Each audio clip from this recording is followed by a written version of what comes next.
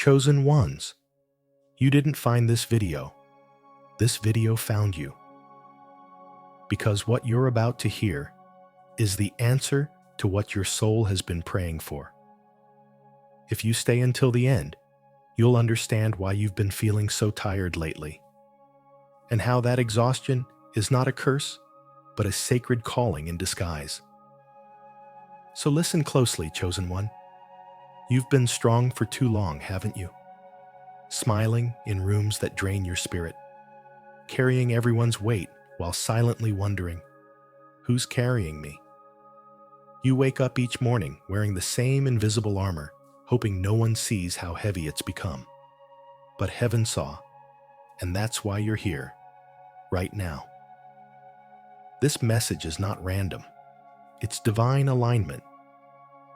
Something greater is trying to reach you through these words, to remind you that your exhaustion isn't failure.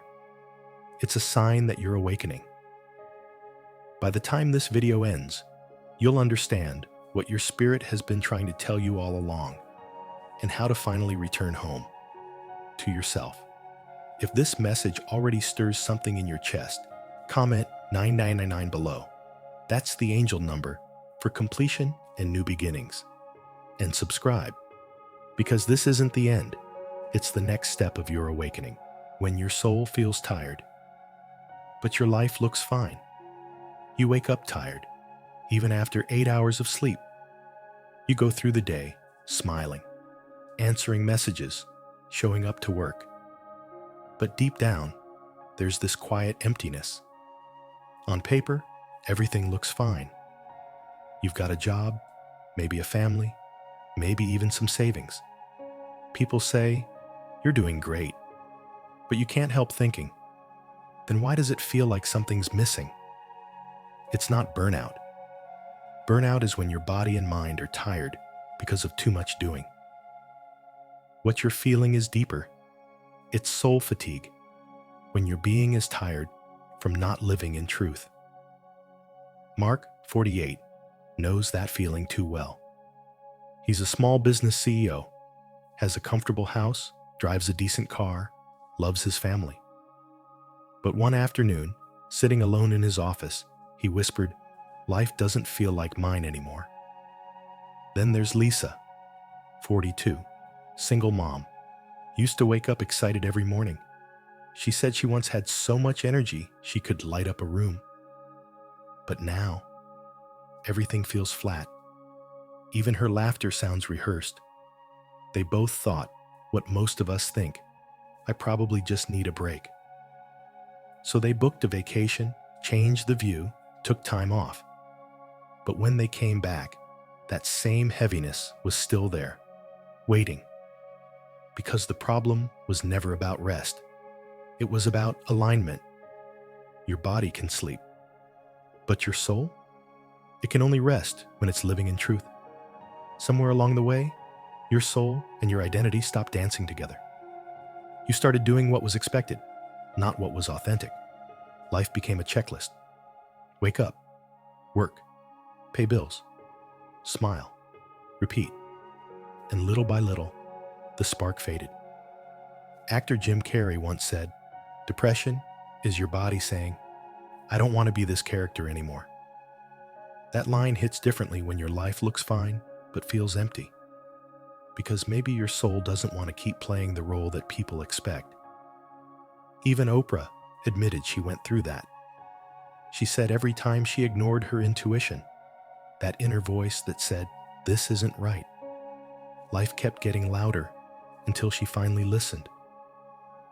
Maybe you're there too. Maybe you're not lost. You've just outgrown the version of you that everyone still expects you to be. That realization can hurt. It means the life that once felt safe now feels too small. And that's okay. Growth always feels uncomfortable before it feels right. So what if this exhaustion isn't punishment, but an invitation? What if your soul isn't saying, "I'm done," but whispering, "It's time"? Time to stop performing. Time to stop shrinking to fit old versions of yourself. Time to come home to who you really are. There's a man named John, a U.S. Army veteran. After serving overseas, he returned home and tried to live a normal life. A job, a house, routines. But inside, he felt completely disconnected. Nothing made sense until he started volunteering, helping other veterans who struggled with PTSD. That's when peace came back. Because the soul doesn't heal by doing more. It heals by doing what's true. So no, you're not broken. You're just being called. When your soul gets tired, it's not asking for more sleep. It's asking for truth. And when you start to honor that truth, even in small ways, saying no when something doesn't feel right, creating space to listen, to breathe, you'll notice something gentle returning, a quiet aliveness, the kind that doesn't need applause, the kind that just is. So if your soul feels tired, even when life looks fine, don't rush to fix it. Instead, start listening. Because the tiredness isn't the problem, it's the message. And in the next part, we'll talk about how to decode that message, how to realign your outer life with your inner truth, so you can finally feel alive again. Because maybe the most spiritual thing you can do right now is simply stop pretending you're fine. The rebirth, how your soul heals itself. Step 1. The pause. Let silence do the healing. Sometimes, the most spiritual thing you can do is nothing. Not another meditation challenge. Not another self-help book. Just stop. You see, there's a healing that happens only in stillness. When you finally let go of the need to fix yourself, your soul begins to breathe again. Think of Michael, 46, a project manager who hadn't taken a full break in 15 years. He worked late, even on weekends, convinced that if he stopped, everything would fall apart. Then one morning, his doctor told him, "Your body is shutting down from exhaustion." He didn't have a choice anymore. He had to pause. The first few weeks were torture. No meetings, no constant phone calls, no deadlines, just silence. And for the first time, he noticed how loud his own mind was. But somewhere in that silence, something started to shift. He began walking every morning, cooking simple meals, even journaling without a goal. And one day, he wrote, "I don't want to go back to the same life anymore." That's what silence does. It strips away everything that isn't real, until only truth remains. The mistake many people make? They rush to fill the quiet with noise. Podcasts, affirmations, scrolling through social media. But healing doesn't begin when you consume more.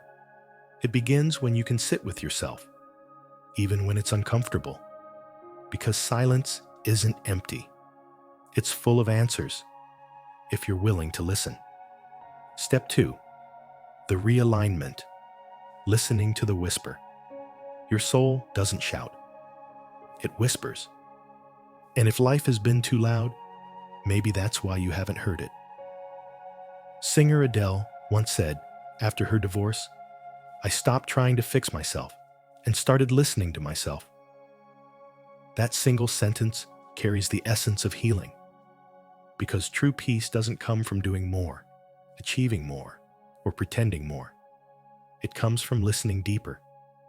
You might think you've lost your direction, but the truth is, your soul's GPS never turned off. You've just been driving with the music too loud. Sometimes that whisper tells you to quit the job that drains you. Sometimes it says to rest. Sometimes it simply says, "You've done enough for today." The whisper is always gentle, never urgent, never loud. It speaks through quiet hunches, small nudges, and the things that light you up inside. But most people ignore it because it rarely sounds practical. It doesn't guarantee money, status, or security. It only promises truth. And truth often asks you to let go. Peace isn't found when life gets easier. It's found when you finally stop fighting yourself, when you stop forcing outcomes, stop pretending to be okay, and finally, allow your soul to take the lead again. Step 3. The rebirth. When you stop running. Here's the twist most people never see coming. Your soul doesn't need to be rebuilt. It just needs you to stop running from it. Howard Schultz, the CEO of Starbucks, once said that when his company was at its lowest point, he didn't hold a big strategy meeting. Instead, he went back to the very first Starbucks cafe, put on an apron, and made coffee. That's how he remembered why he started. Not to build a billion-dollar empire, but to create connection. One person, one cup, one conversation at a time. Sometimes, healing is that simple. It's not about becoming someone new. It's about returning to what was real before the world told you who you should be. Maybe for you, it's painting again. Maybe it's gardening. Maybe it's just sitting with your morning coffee in silence, without checking your phone. Whatever it is, your rebirth begins when you stop chasing who you used to be and start remembering who you've always been. That's when the real you, the peaceful, grounded, awake you, finally shows up. You haven't lost yourself. You've just wandered too far from home. And now, your soul is calling you back. The soul never seeks comfort. It seeks connection to life, to truth, to the divine within you. So if this message found you today, it's not random. Maybe it's a divine reminder. Stop running. Stop fixing. Stop proving.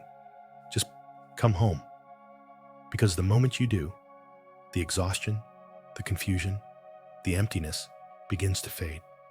And what replaces it is peace. Not the kind you find in perfection, but the kind you find when you finally accept. You were never broken to begin with. So take this as your sign, chosen one. Your rebirth has already begun. And if this message spoke to your soul, comment 999 below. Not as a number, but as your confirmation that you're finally coming home. And if you feel called, subscribe. This is where heaven speaks in whispers, where messages find you right when your soul needs them, because your story isn't finished yet. This is just the beginning.